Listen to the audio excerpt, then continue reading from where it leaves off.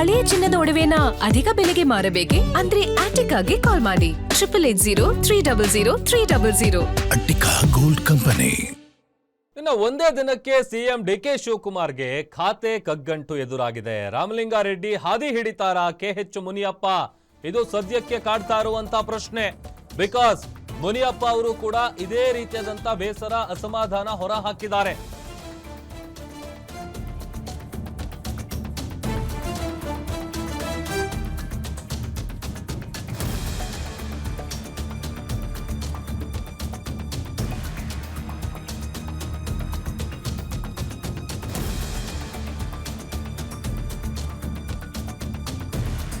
ಖಾತೆ ಹಂಚಿಕೆ ಮಾಡಿದ ಒಂದೇ ದಿನಕ್ಕೆ ಸಿಎಂ ಡಿಕೆ ಶಿವಕುಮಾರ್ಗೆ ಖಾತೆ ಕಗ್ಗಂಟು ಎದುರಾಗಿದೆ.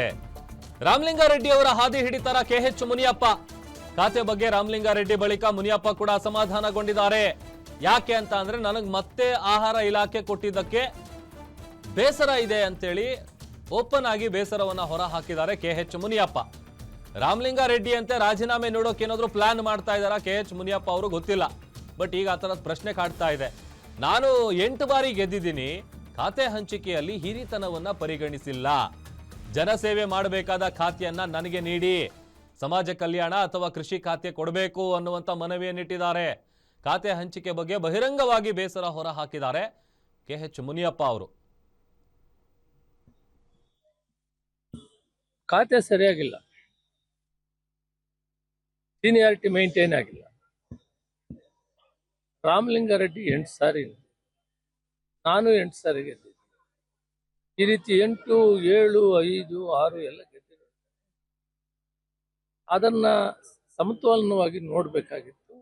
ನಾನು ಅಖಿಲ ಭಾರತ ಕಾಂಗ್ರೆಸ್ ಅಧ್ಯಕ್ಷರಿಗೆ ಮನವಿ ಮಾಡ್ತಿದ್ದೀನಿ, ತಾಯಿ ಸ್ಥಾನದಲ್ಲಿದ್ದೀನಿ, ಎಲ್ಲ ಮಕ್ಕಳನ್ನು ಒಂದೇ ತರ ನೋಡ್ಬೇಕು ಮತ್ತು ಸೀನಿಯಾರಿಟಿ ಮೇಂಟೈನ್ ಆಗ್ಬೇಕು. ಇವು ಮಾಡೋದ್ರಿಂದ ಮುಂದೆ 2028ಕ್ಕೆ ಕಾಂಗ್ರೆಸ್ ಬರೋಕ್ಕೆ ದಾರಿ ಆಗ್ತದೆ ಅಂತೇಳಿ ಅವ್ರಿಗೆ ಮನವಿ ಮಾಡ್ತೀನಿ. ಮತ್ತು ಏನು ಇವತ್ತು ಖಾತೆ ಕೊಟ್ಟಿದ್ದಾರೆ ಅದನ್ನ ಬದಲಾವಣೆ ಮಾಡಿ ಜನಸೇವೆ ಮಾಡುವಂಥದ್ದನ್ನ, ಅನುಕೂಲ ಆಗುವಂಥದ್ದನ್ನ ಕೊಡಬೇಕು ಅಂತ ನಾನು ಮನವಿ ಮಾಡ್ತೀನಿ. ರಾಹುಲ್ ಗಾಂಧಿ ಅವ್ರಿಗೆ ಹೇಳ್ತೀನಿ, ಸೋನಿಯಾ ಗಾಂಧಿ ಅವ್ರಿಗೆ.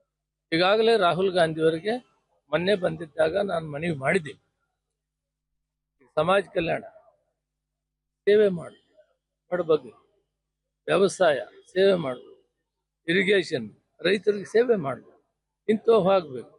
ಅದರಿಂದ ಇಂಥವು ನಾನು ಈಗಾಗಲೇ 3 ವರ್ಷ ಅದರ ನಿಭಾಯಿಸಿದ್ದೆ.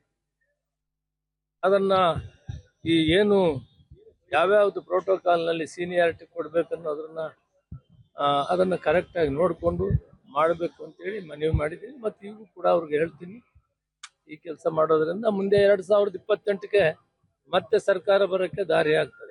ಗೊಂದಲವಾಗಬಾರ್ದು. ಈಗಾಗಲೇ ಮನವಿ ಮಾಡಿದ್ದೀನಿ, ಸರಿ ಮಾಡ್ತಾರೆ ಅಂತ ಭಾವಿಸಿದ್ದೀನಿ.